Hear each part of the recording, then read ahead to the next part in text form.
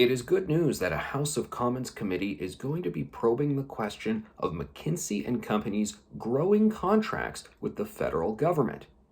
Now, what's at issue here are concerns about reports that McKinsey and Company's contract value has vastly increased in recent years under the Trudeau Liberal government, now amounting for about $100 million worth of contracts since Trudeau got into office. It was much smaller before he got into office. So parliamentarians have a lot of questions. It's a good thing they're holding this inquiry. Here are just a couple of the questions that I think Canadians need answered.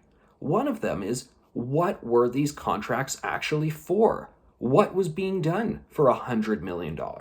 Now, often you can go onto government websites and you can see RFPs, request for proposals, where they tell you exactly what's going on, what they want. Often it'll involve some material good. We need you to supply office equipment for this department. And it's pretty clear what's going on there. And then you can measure whether or not you are getting good value for that money that you spend.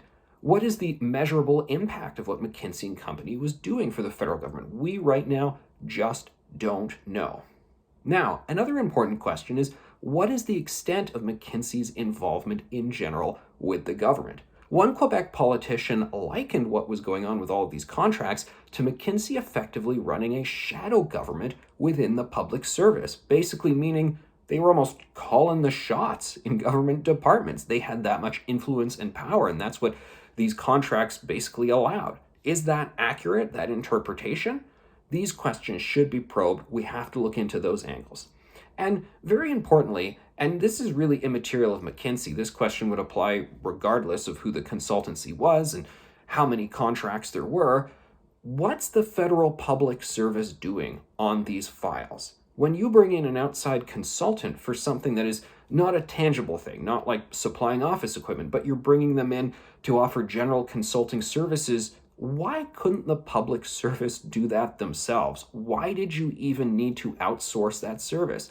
We pay a whole lot of people, many thousands of people working in Ottawa to be federal bureaucrats. Some of them are very well paid. Do you mean to tell me, and do they mean to tell us, that they were unable to deliver these services themselves? Because that would be a problem if so, and if they are able to deliver those services, well then why did we contract them out to McKinsey? That's just a couple questions. There are many more. I think Canadians should be attentive to this issue, and they should be making their own statements on social media, pressuring their own representatives to say, yes, please pay attention to this inquiry. We have questions. We want answers.